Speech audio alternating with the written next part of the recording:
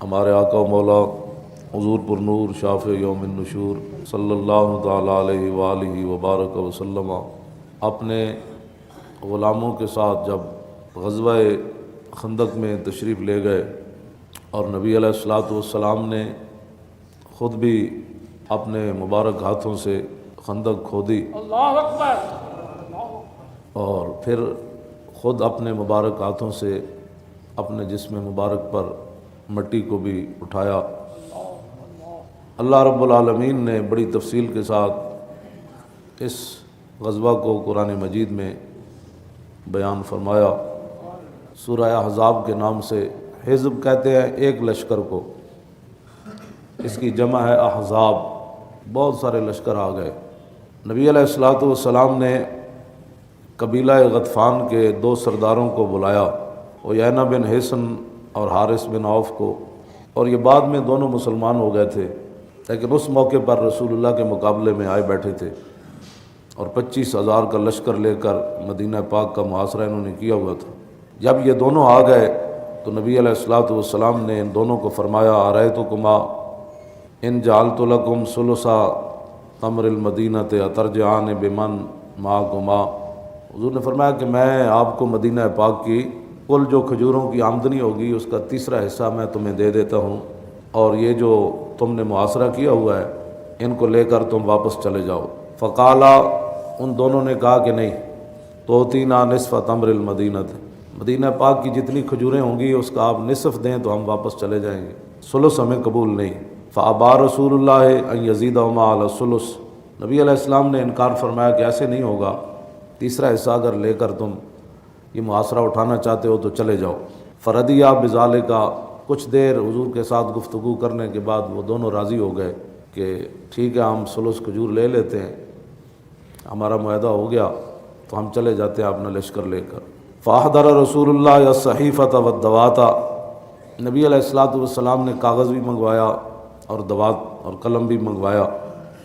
واحضر عثمان بن عفان، اور حضرت عثمان غنی کو بلایا کہ آپ اپنے ہاتھ سے یہ دستاویز لکھیں۔ عثمان غنی جب وہ دستاویز لکھ رہے تھے حضور نے فرما دیا یہ لکھو، تو اس دوران عباد بن بشر قائم علی راس رسول اللہ صلی اللہ علیہ وسلم مقنع فی الحدید، عباد بن بشر جو ہے وہ پورا جنگی لباس پا کر حضور کے سر اقدس کے پاس بطور محافظ کھڑے تھے۔ فاقبل اسید بن حضیر الی رسول اللہ ومعہ الرمح، جب یہ معاہدہ لکھا جا چکا تو اس دوران حضرت اسید بن حضیر بھی آ گئے۔ ولا یدری بما کان من الکلام، انہیں نہیں پتہ تھا کہ نبی علیہ الصلوۃ والسلام کیا گفتگو فرما چکے ہیں اور کیا معاہدہ لکھا جا چکا ہے۔ فلما جاء الی رسول اللہ، جب وہ حضور علیہ الصلوۃ والسلام کی بارگاہ قدس میں حاضر ہو گئے، وعیینہ بن حصن ماد رجلیہ بین یدی رسول اللہ صلی اللہ تعالیٰ علیہ وسلم، عیینہ بن حصن ایسے دونوں پاؤں حضور کے سامنے پھیلا کر بیٹھا تھا جب وہ معاہدہ لکھوا رہا تھا۔ اللہ اکبر، اللہ اکبر۔ تو حضرت اسید بن حضیر نے بغیر رسول اللہ سے پوچھے،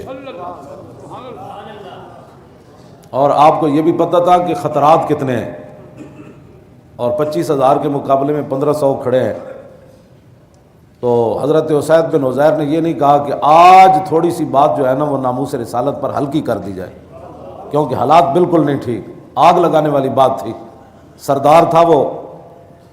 تو حضرت، میں ہمیشہ یہ کہتا ہوں کہ عشق اپنے فیصلے کرنے میں خود بڑا دلیر ہے۔ بے شک، بے شک، بے شک۔ آپ نے یہ بھی نہیں پوچھا کہ حضور یہ بے ادبی بنتی ہے کہ نہیں بنتی، بنتی ہے تو کتنی بنتی ہے، کس حد تک میں آپ کی عزت پر بات کر سکتا ہوں۔ کل غلو فی حقی تقصیر، ہمارے بزرگ یہ لکھ گئے جس حد تک بھی کوئی غلو کرے نا حضور کی شان میں، پھر وہ کہے گا کہ رضا نے ختم سخن اس پر کر دیا۔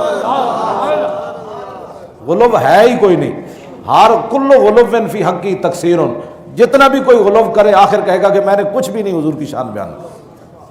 تو حضرت اسید بن حضیر جو ہمارے کلپ یہود و نصارہ کے ایجنٹ کیبلوں پر وہ نیٹ پر چلاتے ہیں، یہ دیکھو جی یہ مولوی صاحب ممبر پر کیا بیان کر رہے ہیں، یہ دیکھو جی صحابی حضور کے سامنے کیا بات کر رہے ہیں، کیوں جی؟ تم نے پڑھے جو سکول کے اندر پیاری نبی کی پیاری باتیں, تسی وہ زنانی ایک نپی ہوئی جڑی حضور تے کوڑا سٹدی سی, تسی اے پڑھیا ہوندا تو کدی بھی یہ گلاں نہ کردے. ہاں جی تسی یہود و نصارہ دی ایجنٹی ہے, تو پڑھیا جو ہے کچھ ہے تو بیان بھی ہو جا کرنا ہے, مولوی خادم پڑھیا جے وے تو پھر بیان اے ہی کرنا. اب دیکھیں جی صحابی رسول کیا کرنے لگے اور کن کے سامنے کرنے لگے, جن کے سامنے سانس بھی نہیں لیتے تھے صحابہ, اور ایسے بیٹھتے تھے جیسے ان کے سروں پر پرندے بیٹھے, ایسے بیٹھتے تھے. اور حضرت عبداللہ بن بریدہ اپنے ابا جی حضرت بریدہ صحابی سے روایت کرتے ہیں کہ جب ہم رسول اللہ کی بارگاہ میں بیٹھتے تھے تو فلم نرفع رؤوسنا اعظاما لہو, ہم نے کبھی ایسے بھی سر نہیں کیا تھا حضور کی تعظیم کی وجہ سے کہ کہیں ایسے کرنے میں بے ادبی نہ بن جائے. ہاں جی. اور پھر عروہ بن مسعود کی گواہی بھی موجود. کہا کیا, انہیں کہا مکے والے ہو, میں بڑے بڑے درباراں چ گیا, جڑا میں محمد عربی دے دربار دا منظر ویکھیا میں کدھرے نہیں ویکھیا. کیوں جی یہ ساری گلاں اپنی جگہ. لیکن جدوں حضرت اسید بن عزیر آئے تے معاہدہ ہو رہا, قبیلے دا سردار ہے, رسول اللہ گل کر رہے ہیں, عثمان غنی لکھ رہے, لیکن صحابی کا عشق جو ہے وہ قابو نہ رہا. تیری نگاہ ناز سے دونوں مراد پا گئے, حضور جو آ گئے. کیوں جی عشق پھر کی فیصلہ کیتا, وہ عشق نہیں ویکھیا بھائی معاہدہ لکھیا جا رہا, قبیلے دا سردار ہے, ٹھنڈی ہوا چل رہی, پیڑ تے پتھر پتے ہوئے, شکر نہ کریے کوئی معاہدہ ہوئے جان چھٹے. یہ تو کہتے شکر ہے جی جناب حالات ٹھیک ہوئے, تے بعد پولیس آ گئی سی تو پھر انج ہو گئی سی, تو پھر انج ہو گئی سی. میں کہا ایک دن بڑی ڈاڈی پولیس نہ تیرا واہ پہنا ہے, منکر نکیرہ نہ, اس دن واسطے کوئی تیاری کر لے. ایتے تے پولیس چلی بھی جائے گی تو منکر نکیرہ تو پوچھ کے جانا ہے. انہیں کہا دسو جی انہاں نال کی کر کے آئے وفا, اس دن واسطے کوئی تیاری کر لے. آج تک بڑا اپنی جانا بچانا پھردا, اس دن کسی نہیں جان بچانی. اس دن مٹی پا کے تیرے منہ تے لوگا چلا جانا ہے, اس دن آنا رسول اللہ نے. آج تک تیرے رشتہ دار موجود ہیں, کوئی تیری ضمانت کرا لے گا, کوئی رجسٹری دے دے گا, کوئی پیسے دے دے گا, تو اس دن صرف حضور ہی آنا ہے. تو انہوں نے جواب فرشتے نو دینا پینا ہے, ما کنت تقول فی ھذا الرجل, دس انہاں نال کی کل انہاں دے بارے کردا رہا دنیا تے, بس اتنی بات ہے. آج کتنی سخت موقع ہوتے, صحابی رسول کی گل کر رہے, آندے نال گل کی تھی, یا نال ہجرس, فرماؤ بندرا.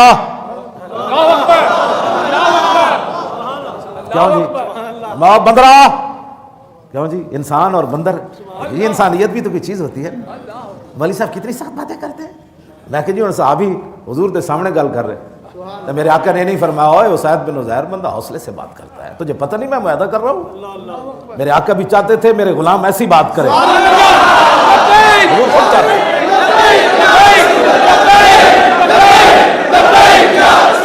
حضور آئے تو عشق بھی بے قابو ہو گیا.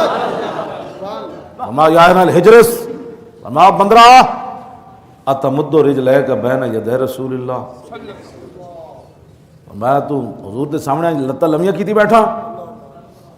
آگے کی گل کیتی, واللہ لولا مجلس رسول اللہ لانفذت خصیتیک بالرمح, اور دوسری وفی روایت لانفذت جنبک بہذا الرمح. فرمایا جی میں حضور دا حیا نہ ہوندا نا تو میں تیرے پیشاب والیاں نالیاں کپ دینیاں, دوسرا ہے کہ میں تیرا ڈھڈ پاڑ دینا.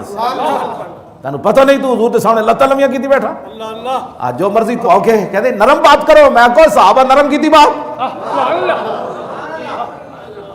نرم بات اور ہوتی ہے, جب رسول اللہ کی بات آئے تو صحابی بات کیا کرتے ہیں. میں سامنے کیوں جی 5ویں جلد تے صفحہ نمبر 376, یہ 14 جلدان 5ویں جلد امام نے لکھیا.